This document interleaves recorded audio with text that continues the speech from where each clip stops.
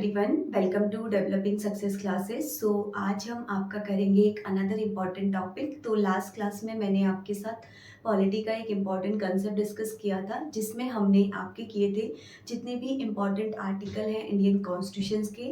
उससे पहले हम आपका पॉलिटी के बेसिक स्टैटिक टॉपिक्स को कर रहे थे, जिसमें मैंने आपके साथ प्रीएम्बल टॉपिक डिस्कस किया था, one of the very important topic.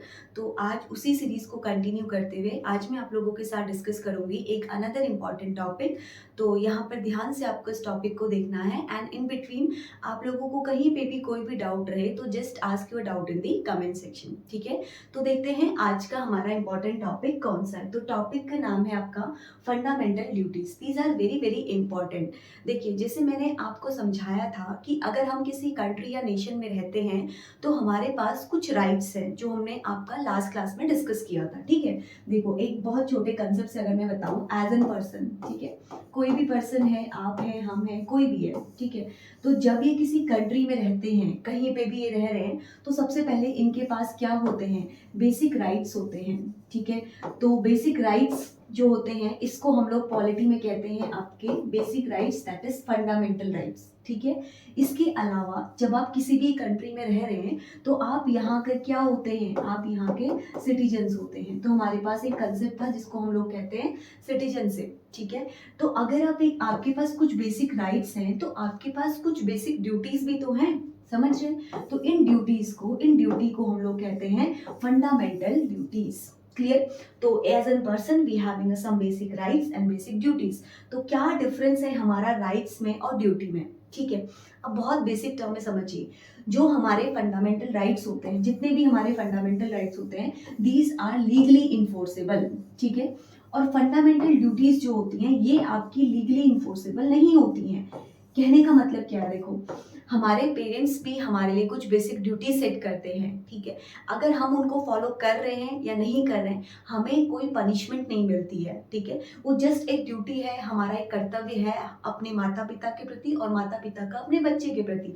तो ऐसे ही अगर हम किसी कंट्री में रह रहे हैं तो हमारी बेसिक ड्यूटीज हैं उस कंट्री की रूल्स को, रेगुलेशंस को, उस कंट्री की बेसिक नेसेसरी को आगे लेके जाना। ठीक है, फॉर एन एग्जाम्पल आप सोचिए आपके पास क्या बेसिक नेसेसिटी है कि आपको अपने जितने भी हिस्टोरिकल मॉन्यूमेंट्स हैं उनको प्रोटेक्ट करके रखना है, आपकी इंडिया की सोवर्निटी को मेंटेन करके रखना है।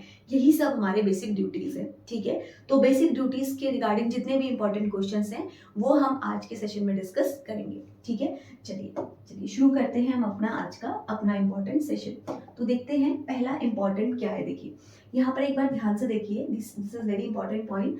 जो हमारी फंडामेंटल ड्यूटीज है ये कहाँ पर आती है, देखो ये आपकी आती है पार्ट 4 के ए में। तो मैंने आपको बताया था पार्ट 1 में हमारा क्या आता है, अभी तक हम जितना कर चुके हैं उसको भी एक बार रिवाइज करते हैं।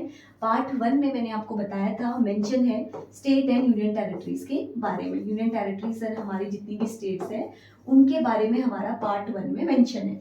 जिसमें मैंने आपको बताया था कोई भी स्टेट की नई बाउंड्री बनना, किसी स्टेट का न्यू नेम देना, ये सब हमारा पार्ट 1 डील करता है, स्टेट एंड यूनियन टेरिटरी। ठीक है, तो जो हमारा पार्ट 2 है, पार्ट 2 में हमारा आता है सिटीजनशिप। ठीक है, पार्ट 2 में हमारा आता है सिटीजनशिप।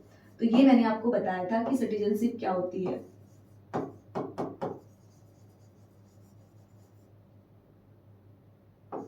ठीक है, दिस इज सिटीजनशिप। उसके बाद हमारा आता है पार्ट 3। तो पार्ट 3 में हमने लास्ट क्लास में करे थे, that is fundamental right. This is again very important. तो पार्ट 3 में मैंने आपके साथ डिस्कस किया था कि हमारे आते हैं फंडामेंटल राइट्स।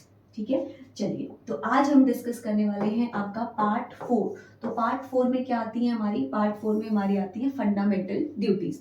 तो पार्ट 4 के सब क्लॉज ए में हमारी कुछ फंडामेंटल ड्यूटीज मेंशन है। तो एक बार हम before going to the question एक बार हम देख लेते हैं कि कौन कौन सी इंपॉर्टेंट यहाँ पर फंडामेंटल ड्यूटीज हैं। ठीक है, ध्यान से देखना आप लोग यहाँ पे, फिर हम क्वेश्चंस को सॉल्व करेंगे। देखिए सबसे पहले बेसिक ड्यूटी क्या है, आपको कॉन्स्टिट्यूशन में जितनी भी हमारी चीजें लिखी गई हैं, प्रोटेक्ट करना है नेशनल फ्लैग को, एंथम्स को, ये सब चीजें बताई गई हैं, फॉलो करने हैं हमारे, हमको एक नोबल आइडियाज और जितने भी हमारे फ्रीडम स्ट्रगल्स थे उनके। ठीक है, प्रोटेक्ट करना है sovereignty and integrity of India को। This is again very important, आपको समझाया था क्या होता है। डिफेंड करना है कंट्री के रेंडर नेशनल सर्विसेज को, हमें सब पर लोगों के बीच में कॉमन ब्रदरहुड की फीलिंग्स को लेके आनी है। तो अगला है आपका स्प्रिट ऑफ कॉमन ब्रदरहुड। उसके बाद आप देखेंगे तो हमें प्रिजर्व करना है हमारे जितने भी कंपोजिट कल्चर्स हैं। अपार्ट फ्रॉम दिस प्रिजर्व करना है हमें नेचर इन्वायरमेंट को, डेवलप करना है साइंटिफिक टेम्पर को, सेफ गार्ड करना है हमें पब्लिक की प्रॉपर्टी को, स्ट्राइव करना है हमें एक्सीलेंस के लिए। Last one is again very important कि हमें प्रोवाइड करना है एजुकेशनल अपॉर्चुनिटीज जितने भी हमारे कहाँ से कहाँ तक के एज ग्रुप के आते हैं 6 टू लेके 14 एज तक, यानी कि जो एक बेसिक नेसेसरी है जो बच्चों को एजुकेशन मिलना चाहिए वो हमारा यहाँ पर इसमें आपका एक फंडामेंटल ड्यूटी है। ठीक है, तो ये आपको थोड़ा एक कॉमन पिक्चर क्लियर हो गया माइंड में what is actually fundamental duties, कौन से पार्ट में आती हैं और कौन सी इंपॉर्टेंट यहाँ पे है। ठीक है, चलो अब मूव करते हैं हम क्वेश्चंस की तरफ। नाउ अब आपके कंसेप्ट क्लियर हो जाएंगे with the help of questions. तो ध्यान से देखिए, पहला क्वेश्चन यहाँ पर आपका बोला गया है the fundamental duties of citizen are mention in which article of the constitution. Now मैंने अभी बताया पार्ट कौन सा है, पार्ट आपको समझाया दैट इज पार्ट 4 का ए, इसमें हमारा आता है। नाउ इसमें पूछा गया है कि कौन सा आर्टिकल है जो हमारा स्पेसिफिकली फंडामेंटल राइट को डील करता है। लास्ट क्लास में फंडामेंटल राइट्स पढ़ाए थे, वहां पर बताया था आर्टिकल नंबर 12 टू 35। नाउ यहाँ पर आप सोचिए, आंसर दीजिए आर्टिकल नंबर 51 का ए, 52 या 52 का ए। ठीक है, चलिए डिस्कस करते हैं इन डिटेल कि क्या है वो हमारा फंडामेंटल राइट के रिलेटेड, हमारा फंडामेंटल ड्यूटीज के रिलेटेड आर्टिकल। देखो दिस इज वेरी इंपॉर्टेंट, यहाँ पे हम कुछ इंपॉर्टेंट पॉइंट्स भी डिस्कस करेंगे। तो यहाँ पर हमारा आर्टिकल नंबर 51 का ए जो है ये आपका डील करता है स्पेसिफिकली फंडामेंटल ड्यूटी से। ठीक है, देखो जो फंडामेंटल ड्यूटीज है वहां पे आर्टिकल नंबर 51 का सब क्लॉज ए जो है इंडियन कॉन्स्टिट्यूशन का, ये रिलेटेड है किससे, fundamental duties of citizen. Clear, fundamental duties जो है ये आपकी ऐड करी गई थी टू दी कॉन्स्टिट्यूशन में इन 1976। ध्यान से देखना, अगेन इंपॉर्टेंट क्वेश्चन, 1976 में ऐड करी गई थी। हमारा कॉन्स्टिट्यूशन कब से इंडिया में चल रहा है, 1950 से। नाउ दी क्वेश्चन इज कि क्या ये जब हमारा कॉन्स्टिट्यूशन बना था उस समय से फंडामेंटल ड्यूटीज थी। देखो 1950 में बन गया था बट ये ऐड कब हुई है, 1976 में। इट मीन्स कि they are added with the help of amendment. ठीक है, तो ये आपका इंस्पायर है कॉन्स्टिट्यूशन ऑफ यूएसएसआर से। मैंने आपको फर्स्ट लेक्चर में बताया था कि इंडियन कॉन्स्टिट्यूशन में जितनी भी चीज़ें आपकी ऐड करी गई हैं दे ऑल आर बोरोड। हर एक कंट्री से हमने कुछ ना कुछ चीज़ें बोरो करी हैं। नाउ यहाँ पर है ये कहाँ से लिया गया है, फंडामेंटल ड्यूटीज यूएसएसआर से ली गई हैं। ठीक है, ये रिकमेंड किसने करी थी, सरदार स्वरण सिंह कमेटी ने इसको रिकमेंडेशन दिया था। दिस इज इंपॉर्टेंट, कौन सी कमेटी ने रिकमेंडेशन दिया था ये भी ध्यान रखना, सरदार स्वरण सिंह कमेटी ने। ठीक है, it's needs and necessaries were felt during the operation of internal emergency.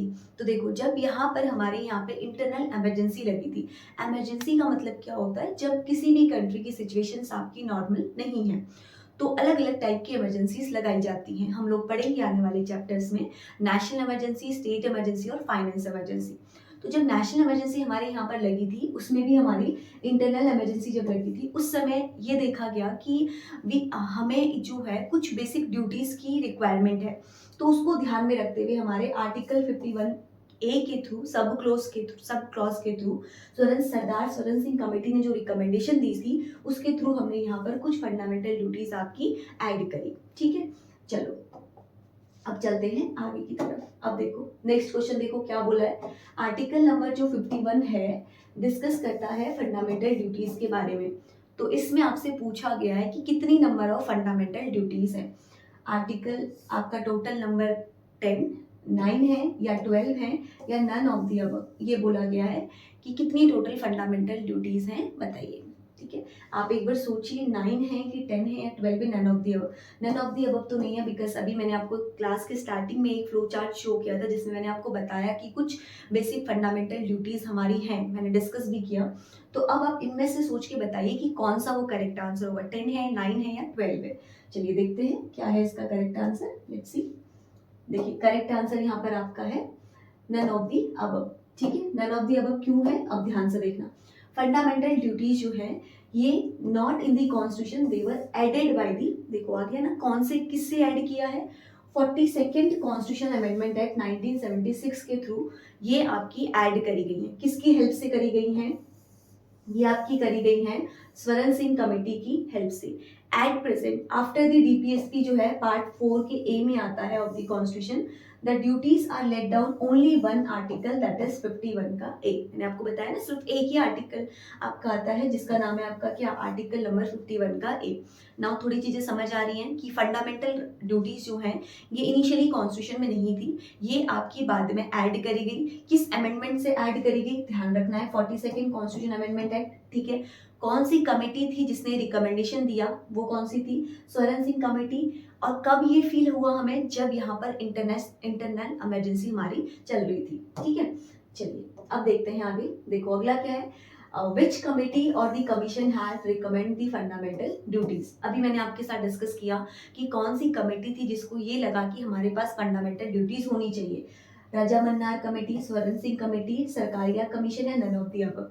Just अभी हमने 2 मिनट पहले डिस्कस किया, yes you all are right.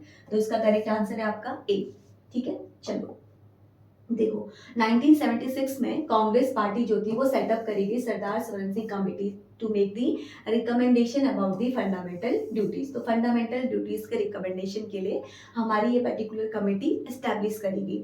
और नीड और नेसेसरी जो थी वो कब फील हुई, during the operation of internal emergency. तो इस कमेटी ने आपके रिकमेंडेशन दिए थे कि एक सेपरेट चैप्टर होना चाहिए फंडामेंटल ड्यूटी का कॉन्स्टिट्यूशन में।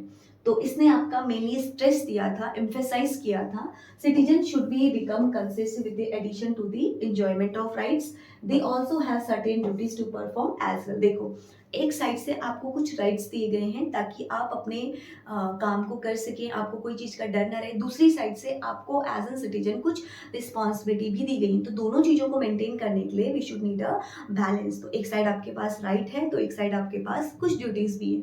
फॉर एन एग्जाम्पल, अगर आप किसी घर का पार्ट हैं तो आपके पास उस घर के रिगार्डिंग कुछ राइट्स हैं, ठीक है। अगर आपके पास उस घर के रिगार्डिंग राइट्स हैं तो आपकी कुछ ड्यूटीज भी हैं जो आपको अपने पेरेंट्स, अपने ब्रदर सिस्टर्स के लिए फॉलो करनी पड़ती है। सेम ऐसे हमें कंट्री में भी करना है, ठीक है। चलो कब किया गया था ये ध्यान रखना, 42nd कॉन्स्टिट्यूशन अमेंडमेंट एक्ट 1976 ये ऐड करी गई थी एज अ न्यू पार्ट जिसका नेम आपका था पार्ट 4 का ए, ठीक है। चलिए अब देखिए नेक्स्ट क्वेश्चन क्या बोला है, in which part of the constitution of India are the fundamental duty added या इनरेस्ट। किस आर्टिकल में आपकी फंडामेंटल ड्यूटीज ऐड करी गई हैं, पार्ट 5, सेकेंड, 4 का ए या none of the above. Just अभी हमने डिस्कस किया तो अब तो आपके दिमाग में स्टोर हो गया होगा। चलिए देखते हैं, तो आर्टिकल 4 का ए, ठीक है। तो फंडामेंटल ड्यूटीज आपकी ऐड करी गई थी, need to be the part perform each individual, हर एक इंडिविजुअल को अपनी कुछ फंडामेंटल ड्यूटीज को परफॉर्म करना चाहिए। It's right of the person to want to pursue fundamental duties, it's not like legally binding, ठीक है। जैसे मैंने आपको बताया कि आपके घर में कुछ रिस्पॉन्सिबिलिटीज हैं बट वो कोई लीगली इन्फोर्सेबल नहीं होती हैं, है ना। आपको वो करना ही करना है, इट नॉट नेसेसरी, ये आपके ऊपर है कि आप फॉलो करते हैं या नहीं करते हैं। बट अगर आप किसी प्रॉपर्टी के ओनर हैं, अगर आप एक घर में पैदा हुए तो आपके फादर की प्रॉपर्टी या आपके सिस्टर में और आप में लीगली क्या होगी, डिस्ट्रीब्यूटेड होगी, है ना। तो यही डिफरेंशिएशन यहाँ पे भी है। The main feature of fundamental duties are follow. देखो कुछ इसके फंडामेंटल फीचर्स हैं, ये रिकमेंड करी गई थी सरदार स्वरण सिंह कमेटी के द्वारा, ये आपकी ऐड करी गई थी 42nd अमेंडमेंट के थ्रू, जिसको हम लोग एक और नेम से जानते हैं मिनी कॉन्स्टिट्यूशन। नाउ एग्जाम में बहुत बार आता है कि मिनी कॉन्स्टिट्यूशन कौन से अमेंडमेंट को बोलते हैं, कौन से अमेंडमेंट को बोलते हैं, 42nd अमेंडमेंट को, ठीक है। कितनी है total, 11 in the number, started under the article number 551 का ए एंड पार्ट 4 का ए, ठीक है। क्लियर, कितने हैं टोटल हमारे पास अभी फंडामेंटल ड्यूटीज, ये ध्यान रखना है आपको, टोटल नंबर में 11 है। Hence we conclude the fundamental duties with the part 4 का A of the Indian Constitution। तो हम यहाँ पर फंडामेंटल ड्यूटीज को कहाँ पे कंक्लूड करते हैं, पार्ट 4 का A में हम कंक्लूड करते हैं, ठीक है। कितनी है नंबर में, 11 है, 42nd अमेंडमेंट एक्ट से ऐड करी गई थी, स्वरण सिंह कमेटी ने रिकमेंड दिया था। थोड़ा पिक्चर क्लियर हो रहा है ना माइंड में। चलो अब चलते हैं आगे। अब देखिए नेक्स्ट क्वेश्चन क्या है, consider the following statement, fundamental duties are applicable only to the citizen. Again very important question, कि सिर्फ सिटीजन्स के लिए एप्लीकेबल होता है। The parliament can enforce fundamental duties by suitable legislation. Parliament जो है वो आपका इन्फोर्स करती है फंडामेंटल ड्यूटीज को with the suitable legislation. Now option is only one correct, two correct, या बोथ, या नन ऑफ द अबव। आप बताइए फंडामेंटल ड्यूटीज क्या सिर्फ सिटीजन्स को अवेलेबल है या फिर अनदर जो फॉरेनर्स हैं उनके लिए भी एप्लीकेबल है, क्या है? आप एक बार आंसर देने की कोशिश करिए। Yes, the correct answer is both 1 and 2। बिल्कुल सही बात है। आपकी जो फंडामेंटल ड्यूटीज हैं ये सिर्फ और सिर्फ आपके सिटीजन्स के लिए हैं। तो यहाँ पर बताया गया है कहाँ से लिया था फंडामेंटल ड्यूटी का कंसेप्ट, मैंने आपको बताया यूएसएसआर से लिया था। सम सम ऑफ द फंडामेंटल राइट्स जो हैं ये आपके एक्सटेंड होते हैं ऑल द पर्सन्स को, अगर वो सिटीजन और फॉरेनर्स भी हैं तब भी, बट फंडामेंटल ड्यूटीज जो हैं वो आपकी सिर्फ और सिर्फ सिटीजन्स के लिए हैं। दोनों में डिफरेंस ध्यान रखना, ठीक है। Directive principle fundamental duties are non justiciable, जैसे मैंने आपको बताया fundamental right and another concept is fundamental duties.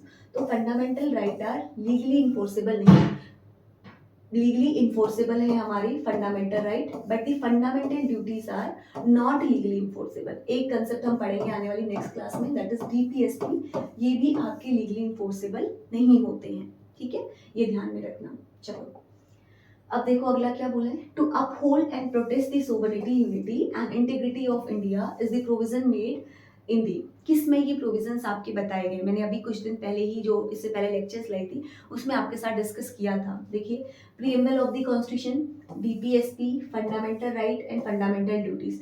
We have done this part, preamble के एमसीक्यूज हमने कर लिए इन डिटेल में। अगर आप लोगों ने नहीं देखा है वो lecture, just go and watch, उसमें मैंने सारे इंपॉर्टेंट क्वेश्चंस डिस्कस करे। अनदर टॉपिक हमने डिस्कस किया था fundamental right. Now today session we are discussing the fundamental duties and one topic that is left is directive principle of state policy, ठीक है। चलो अगर ये नहीं पढ़ा है तो अभी इसका क्वेश्चन नहीं होगा, अब इनमें से ही कोई एक आंसर है आपका, ट्राई करिए आंसर देने का। Yes, the correct answer is fundamental duties. Preamble जो है उसने मेंशन किया था the word sovereign, unity and integrity. मैंने आपको बताया था कौन से 3 टर्म जो बाद में ऐड करे गए थे, बताइए मुझे। मैंने लास्ट क्लास में आपके साथ डिस्कस किया था, कोई कमेंट में बताएगा मुझे कौन से वो टर्म्स थे जो बाद में अमेंडमेंट की हेल्प से प्रीएम्बल में ऐड करे गए थे, ठीक है। If you try to focus on the complete sentence to uphold and protect the sovereignty, unity and integrity of India, it's a provision mentioned in the article number 51 का A, जिसमें हमारा कौन आता है, हमारा एक टॉपिक आता है that is fundamental duties, ठीक है। चलिए अब देखते हैं अगला, Which of the following is not a fundamental duty? इनमें से कौन सी आपकी फंडामेंटल ड्यूटी नहीं है? क्वेश्चन ऑप्शन देखिए, to protect monument and places of nation importance, to protect and improve the nature environment, to safeguard the public property, and last one is to respect the national anthem. आज class के starting में मैंने आपको बताया कि क्या इसके importance हैं, कौन कौन से इसकी मेन फंडामेंटल ड्यूटीज हैं। अब आप ट्राई करके मुझे आंसर देने का कोशिश करिए कि कौन सा इसमें से फंडामेंटल, नॉट पूछा है, ध्यान देना, फंडामेंटल ड्यूटी नहीं है। चलो देखते हैं ऑप्शन नंबर 1। ऑप्शन नंबर 1 क्या है, देखो, to protect monument and places of national importance, ये हमारा फंडामेंटल ड्यूटी में नहीं आता है। बाकी डिस्कस करते हैं। आर्टिकल नंबर 49 जो है ये आपका protection of monument and places object national importance से डील करता है, इसीलिए हमारा ये नहीं आता है। तो आर्टिकल नंबर कौन सा है, 49, क्लियर। चलिए अब देखिए अगला question, fundamental duties in Indian constitution are borrowed from the constitution of. तो मैंने आपको फर्स्ट लेक्चर में ही बताया था Indian constitution is a book and this book जितने भी चीजें हमारी हैं सब कुछ हमारी बोरोड है अनदर कंट्री से। यहाँ पर क्वेश्चन पूछा है कि फंडामेंटल ड्यूटी कहाँ से बोरो किया गया है। ऑप्शन है फ्रांस, कनाडा, यूएसएसआर या ब्रिटेन। सो आप लोग को पता है the correct answer is USSR. अभी मैंने थोड़ी देर पहले भी डिस्कस किया था आप लोग के साथ, let's see. Yes, USSR is the correct answer. तो इंडियन कॉन्स्टिट्यूशन जो है वो बोरोड फंडामेंटल ड्यूटीज और idea of justice, social, economic और पॉलिटिकल जो है ये preamble of from the USSR से लिया गया है। और भी कुछ आइडियाज हैं जो बोरो करे गए हैं साउथ अफ्रीका से, जापान से और फ्रांस से। हमारा पूरा कॉन्स्टिट्यूशन जो है मोस्ट ऑफ द प्रोविजंस जितने भी उसमें इंपॉर्टेंट प्रोविजंस हैं they all are borrowed from the another country, सारे के सारे हमारे बोरोड ही हैं, ठीक है। चलिए अब देखिए नेक्स्ट क्वेश्चन क्या है, fundamental duties were added in the constitution of India under the leadership of which prime minister of India. Now this is important, कौन से लीडरशिप थे जिनके लीडरशिप में हमारे ये फंडामेंटल ड्यूटीज जो है वो ऐड करी गई। ऑप्शन है नरसिम्हा राव, चरण सिंह, इंदिरा गांधी एंड लाल बहादुर शास्त्री। बताइए, ट्राई करिए आंसर देने का। फंडामेंटल ड्यूटीज जो ऐड करी गई थी उसमें लीडरशिप कौन था, किसके प्राइम मिनिस्टरशिप के अंदर हमने ये किया था, चलो देखते हैं। Yes, the correct answer is Indira Gandhi. ठीक है, ये आपकी ऐड करी गई थी कॉन्स्टिट्यूशन ऑफ इंडिया में लिडरशिप ऑफ इंदिरा गांधी के टाइम पे। तो फंडामेंटल ड्यूटीज का बैकग्राउंड तो हमने डिस्कस किया है, 42nd constitution amendment act, Swaran Singh committee, और उसके बाद मैंने बताया regarding the fundamental duty citizen through the part third किससे डील करता है, आपको बताया है फंडामेंटल राइट से। ठीक है, चलो अब देखते हैं अगला question. In which year fundamental duties were incorporated in our constitution. अब बताओ कौन से ईयर में हमने ये कॉन्स्टिट्यूशन में ऐड करी गई थी, 1976, 1978, 1979 या 1976? बताइए which of the following is the correct answer. चलिए डिस्कस करते हैं। 1976 में, तो 42nd amendment of the constitution ने इनेक्ट किया था 1976 में, जिसमें बेसिक ड्यूटीज बताई गई थी पीपल की, जो इनॉमरेट थी आपकी इंडियन रेजिडेंट्स के लिए। ये आपकी किस में आती हैं, कॉन्स्टिट्यूशन के आर्टिकल नंबर 51 का ए में आती हैं। फाउंड है पार्ट 4 का ए में, जो डील करती हैं हमारी बेसिक ड्यूटीज से। ठीक है, फंडामेंटल ड्यूटीज कहाँ से ली गई हैं, derive from the Russia's constitution. ठीक है, चलिए अब देखिए अगला question. Which of the following fundamental duties provision has laid down that all the Indian need to show respect to the India national flag and Indian national anthem? This is very important। देखो कौन सा important fundamental duty है जो आपकी इस quotation को fill करती है। ठीक, ऑप्शन देखिए, आर्टिकल तो सारा 51 का ही होगा, बिकॉज सारी फंडामेंटल ड्यूटीज 51 के ए में ही है। बस आपको सब क्लॉज में चेक करना है कि डी, ए, बी, सी कौन सा है। ठीक है, देख लेते हैं इसको हम, थोड़ा यूनिक क्वेश्चन है। 51 का ए हमारा है, जिसमें ये पॉइंट्स हमारे बताए गए हैं। तो फंडामेंटल ड्यूटीज आपकी पार्ट 4 के ए में आती हैं, जिसमें आपकी 42nd constitution amendment act of 1976 किसकी रिकमेंडेशन था, Swaran Singh committee. Fundamental duties जो है वो कॉन्स्टिट्यूशन ऑफ इंडिया यूएसएसआर से इंस्पायर्ड है। फंडामेंटल ड्यूटीज कैसी होती है नेचर में, नॉन जस्टिसेबल होती हैं। There are total 11 fundamental duties. All the important point इसी स्लाइड में हमारे मेंशन है। देखो 42nd constitution amendment act, Swaran Singh committee, non justiciable, total 11 in the number, और आर्टिकल कौन सा है, 51 का ए, उसके सब क्लॉज में इस पर्टिकुलर पॉइंट के बारे में बोला गया है, respect to the India national flag and India national anthem. ठीक है, चलिए अब देखो अगला क्वेश्चन है, सेम अभी जस्ट मैंने एक स्लाइड पहले आपके साथ डिस्कस किया है।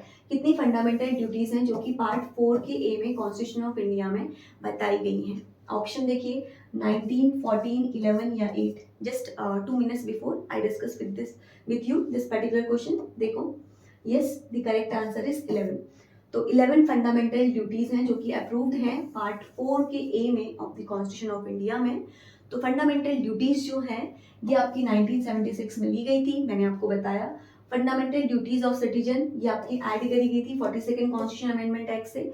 इसने बेसिक कहाँ से लिया था, स्वरण सिंह कमेटी रिपोर्ट से हमने ये फंडामेंटल ड्यूटीज आपकी ली थी। ठीक है, चलो Which among the following is not listed as the fundamental duty of the Constitution of India? Again एक important another ऑप्शन है जहाँ पे आपको बताना है कि कौन सा इनमें से फंडामेंटल ड्यूटी नहीं है। To abide the Constitution, protect sovereignty of India, pay taxes, safeguard the public property। चलिए देखते हैं what is the correct answer। The correct answer is to pay the taxes। तो फंडामेंटल ड्यूटीज जो हमारी हैं वो एक्ट करती हैं एज एन मोरल ऑब्लिगेशंस। मैंने बताया एक मोरल रिस्पॉन्सिबिलिटी है, जो भी हमारे सिटीजन्स हैं उनको हेल्प करती है कि वो बिल्ड करें और प्रमोट करें patriotism and unity of the country को। ठीक है, नाउ बाकी रेस्ट पॉइंट मैंने आपके साथ डिस्कस करें, बट द इंपॉर्टेंट पॉइंट जो यहाँ पर है देखिए, 86th अमेंडमेंट एक्ट ऑफ 2002, ये आपका बाद में एक बार फिर से फंडामेंटल ड्यूटी में अमेंडमेंट किया गया था। पहला अमेंडमेंट आपका 1976 में था, उसके बाद अगेन किया गया था 86 अमेंडमेंट एक्ट ऑफ 2002 में, जिसमें आपका ऐड करी गई थी हमारी टोटल 11 फंडामेंटल ड्यूटीज लिस्ट में। तो अभी कितनी है हमारे पास, टोटल 11 फंडामेंटल ड्यूटीज प्रेजेंट है। देखो अब बोला है in the addition of 1 fundamental duties held in the year of, अभी जस्ट मैंने आपको बताया 86 अमेंडमेंट एक्ट कब हुआ था, 2002 में। तो करेक्ट आंसर इज 2002। तो लास्ट हमारा ऐड किया गया था 86 कॉन्स्टिट्यूशन अमेंडमेंट एक्ट 2002 के थ्रू। ठीक है, चलो तो 11 फंडामेंटल ड्यूटीज जो हैं ये आपकी क्या करती हैं, अपॉर्चुनिटीज देती हैं education to his child between the age of 6 and 14 years. ये ध्यान में रखना, ठीक है, ये ड्यूटी आपकी ऐड करी गई थी 86 कॉन्स्टिट्यूशन अमेंडमेंट एक्ट 2002 के थ्रू। बाकी जो है इसमें क्या था, 6 टू 14 ईयर के जो बच्चे हैं उनको पेरेंट्स को ये इंश्योर करना है कि हर एक बच्चे को आपकी जो बेसिक नेसेसरी है, बेसिक एजुकेशन है, वो आपकी मिले। ठीक है, तो 86 कॉन्स्टिट्यूशन अमेंडमेंट एक्ट आपका लास्ट में ऐड हुआ था, जिसके थ्रू ये सब चीजें आपकी ऐड ऑन करी गई थी। क्लियर? चलो, अब है Verma committee on fundamental duties were founded in the year. एक अनदर कमिटी थी important apart from the Swaran Singh committee, Verma committee. तो इसके बारे में बोला है कि फंडामेंटल ड्यूटीज किस कब ईयर में फाउंड करी गई थी, 1995, 1962, 1938 एंड 1999। देखते हैं what is the correct answer. इसका करेक्ट आंसर है आपका 1999। तो जो वर्मा कमेटी थी फंडामेंटल ड्यूटीज को लेके सिटीजन्स की, इसने आइडेंटिफाई किया था आपका existence of legal provision for the implement of some of the fundamental duties. कुछ इंपॉर्टेंट फंडामेंटल ड्यूटीज के एग्जिस्टेंस को लेके कुछ इंपॉर्टेंट यहाँ पे प्रोविजंस आपके ऐड करे थे, तो उसी का नाम आपका फेमस एक कमेटी है। ठीक है, चलो, तो यहाँ पर मैंने आप लोगों के साथ डिस्कस करा एक very important topic that is fundamental duty. ठीक है, और उसके रिगार्डिंग जितने भी इंपॉर्टेंट क्वेश्चंस थे हमने सारे इंपॉर्टेंट क्वेश्चंस डिस्कस कर लिए। अब जस्ट 2 मिनट में हम लोग एक बार रीकैप कर लेते हैं। आपको मैंने बताया आर्टिकल 51 का A deal with the fundamental duties. ठीक है, यहीं पे आपको मैं फंडामेंटल राइट भी बताती हूँ। फंडामेंटल राइट आपके कहाँ से कहाँ तक आते हैं, article number 12 to 35। These are legally enforceable and ये आपके लीगली इन्फोर्सेबल नहीं होते हैं। फंडामेंटल ड्यूटी जो है ये ऑलरेडी कॉन्स्टिट्यूशन में नहीं थी, ये 42nd अमेंडमेंट के थ्रू आपकी क्या करी गई, ऐड करी गई। क्लियर? ये इसको एक बार और अमेंड किया गया है 86 कॉन्स्टिट्यूशन अमेंडमेंट एक्ट 2000 के थ्रू, जिसमें आपका ये इंश्योर करा गया कि जितने 16 टू 14 ईयर्स के स्टूडेंट्स हैं, बच्चे हैं, उनको बेसिक एजुकेशन आपकी प्रोवाइड कराई जाए। ठीक है, तो 42nd अमेंडमेंट एक्ट को हम लोग एक और टर्म भी बोलते हैं, that is mini constitution of Indian parliament. ठीक है, कितनी है total fundamental duties, that are total in the number of 11। आपको बताया fundamental duties are inspired from the USSR constitution. ठीक है, इंस्पायर्ड है। तो यहाँ पे मैंने सारे इंपॉर्टेंट पॉइंट्स को एक बार आपके साथ रिकैप भी कर लिया। तो एक बार आप लेक्चर को देखिए, अगर कहीं पे भी आपको डाउट रहे तो you just ask your doubt in the comment section. तो मिलते हैं नेक्स्ट सेशन में। Thank you.